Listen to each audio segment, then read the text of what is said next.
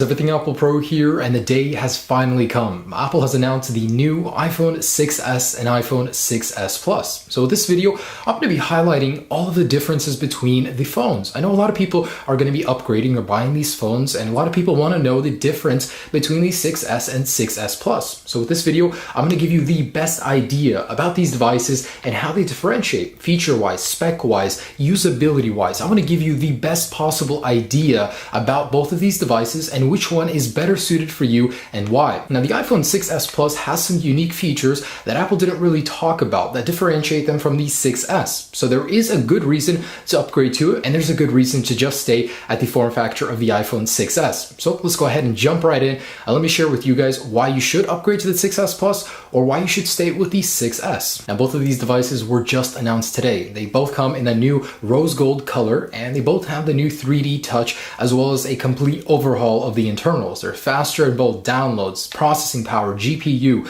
I mean, these things really are the future, and they blow the iPhone 6 out of the water. Now, deciding between these can be a little bit difficult, and I understand that because not only is the display larger, there's some other factors too to consider between choosing one or the other of these devices. So let's talk about display first. Apple did change up the actual material of the glass. It's now made with a dual ion exchange process, which makes it twice as durable as the ion strengthened glass on the iPhone 6. So what this means is both of these devices will do good in drop tests. Whether or not the 6s Plus with its larger display will be more susceptible to damage, I don't know. We're going to test that in the future, but for now, both do have very durable materials, and that includes the new Aluminium 7000 construction. This new alloy is actually taken straight from the Apple Watch. Both of these will be incredibly durable, so you don't need to worry about the 6s Plus bending more than the 6s like it was the case with the 6 Plus and 6. Both are going to be equally durable, and I will be putting that to the test in my future durability tests once I have the devices. As for screens, of course, the iPhone 6s Plus is going to have the slightly larger one at 5.5 inches, whereas the 6s is just going to have the 4.7 inch display. Now, the resolutions didn't change from the 6 to 6s. However, they are different between these devices. The iPhone 6s has a 1334 by 750 pixel display. That equals 326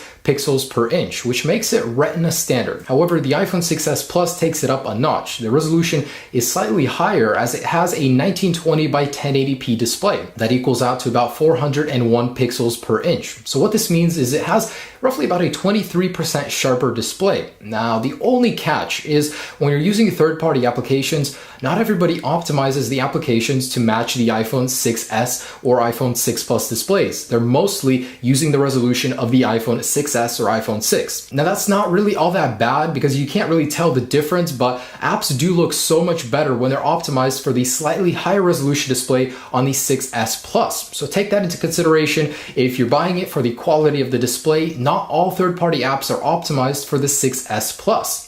However, the display is sharper when using stock applications. When using the internet, you will notice there is a definite increase in sharpness on the iPhone 6s Plus, especially when you put it really close to your face. You can really start to tell the difference between both of these devices. Now, this isn't really all that important, but the iPhone 6s Plus does have a slightly lower contrast ratio than the iPhone 6s. It's a 1400 to 1 on the 6s and 1300 to 1 on the iPhone 6s Plus. That means darker colors will be more dark on the iPhone 6s, but it will be such a small difference that it's going to be around 7%. You won't even notice the difference, but it will be there. Now, between these devices, in terms of measurements, the iPhone 6s Plus, of course, is going to be the larger phone. It's actually a lot bigger. And not a lot of people know this, but the iPhone 6s and 6s Plus actually grew in terms of thickness, and they're taller than the iPhone 6 Plus and 6. However, it's not all that noticeable. They did grow in heft considerably with the Force Touch display. So between these, the iPhone 6s Plus is about just 0.2 millimeters thicker than the iPhone 6, 7.3 millimeters versus 7.1. That's not very noticeable. I mean, when you grab them in your hand, you can't really tell the difference. And besides, the thicker the phone, the slightly more durable it could be. And the iPhone 6s, of course, is considerably lighter than the 6s Plus. So if you lug this thing around a lot, you will notice there's a little bit more heft to the 6s Plus, but that really shouldn't even be a considering factor between these. Just Just wanted to let you guys know that. Now, as far as usability, let's talk usability because that is a lot. That's a very big deciding factor for me when I choose a phone. Let me tell you about my experience with the 6 Plus. When I first picked it up, when I first went to the Apple store, tried it out, I was sold. I didn't want to go back to the smaller display. Although it's so much more comfortable to use the iPhone 6s, the 6s Plus, that display and the form factor, it makes it a truly unique device. You can see more on the display. It really is more important for me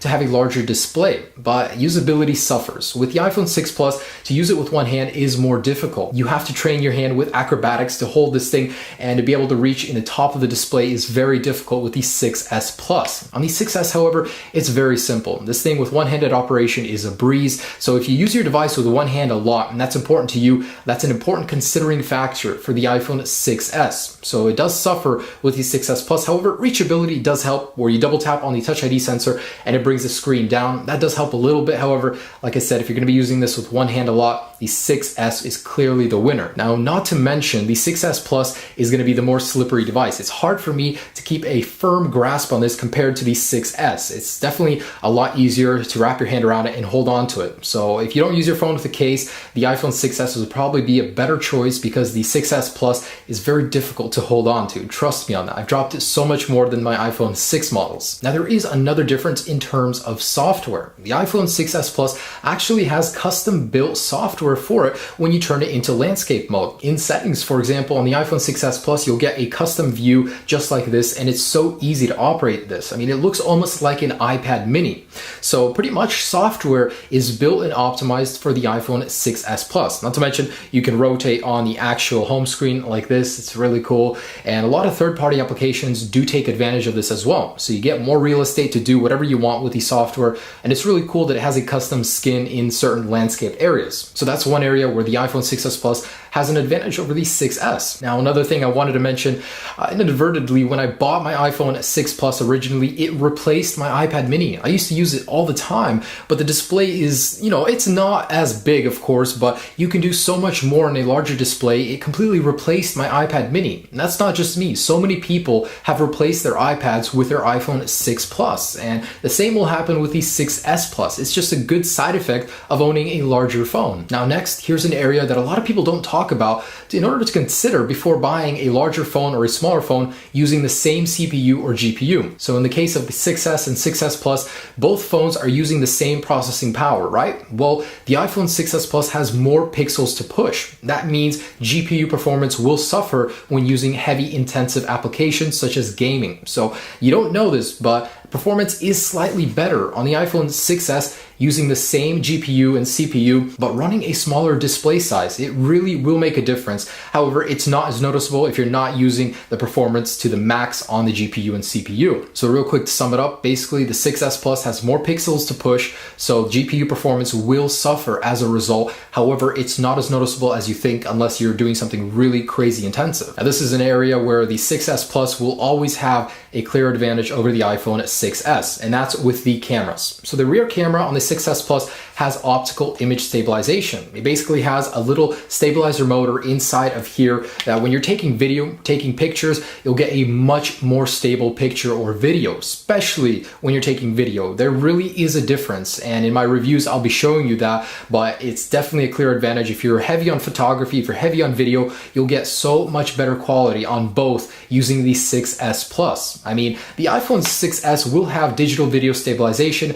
however, it's not the same. Actually, having a little motor move around in there really does make a difference. It makes your video so much more stable while walking, while running. You will notice a massive difference there. That's not important for you, sure, but for a lot of people, taking pictures really does make a difference. It's not as susceptible to blur while your hand shakes, so you'll get a better picture every single time. So far, we got a sharper resolution display, we got a better camera, we got all around a better experience with the software, but battery life is big on the iPhone 6s Plus.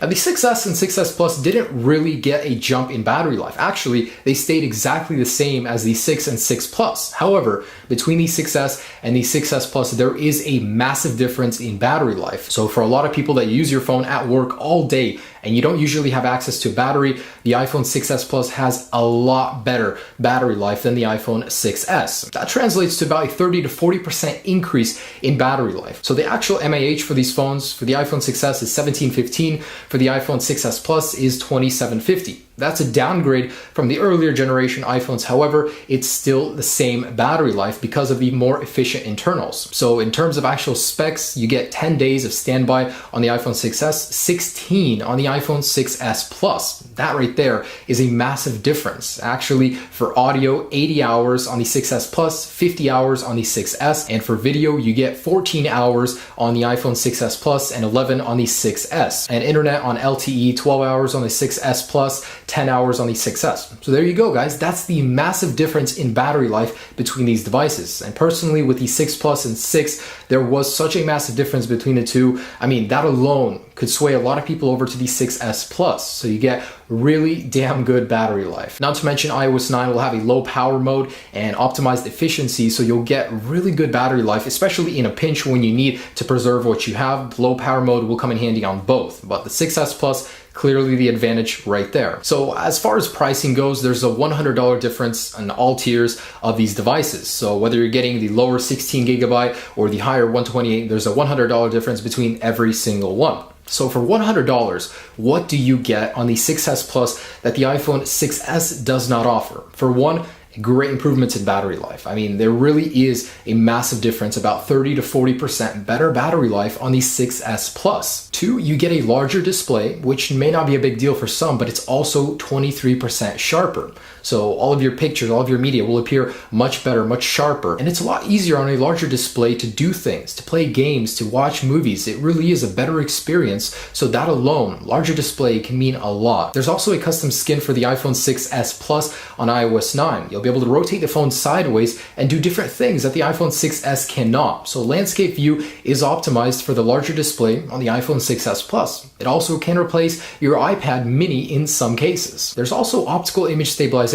So if video or photography is very important for you on the iPhones, the iPhone 6s Plus will do much better, especially in movement when your hands are shaking. You will not notice that so much on the video due to the optical image stabilization, which the 6s is lacking. So there you go. That's what you get for $100 with the iPhone 6s Plus. But it may not be enough for you to upgrade from the 6s. The 6s, on the other hand, it has an easier one-handed operation. It's a lot easier to hold and use with one hand. It doesn't have as great a battery life, but at the same time, it is cheaper. So if you don't need all those things, for $100 less, you'll get the 6s, and it's almost as capable as the 6s Plus, except in some areas. It could also have better GPU performance if you're really pushing the processor to the limit in some areas because it has less pixels to push. And the contrast ratio is a little bit higher. But again, that really doesn't make a difference unless you really have an eye for contrast. So guys, there you go. That's the iPhone 6s and iPhone 6s Plus. They're very similar in most areas. It's just these little tiny areas that may matter to you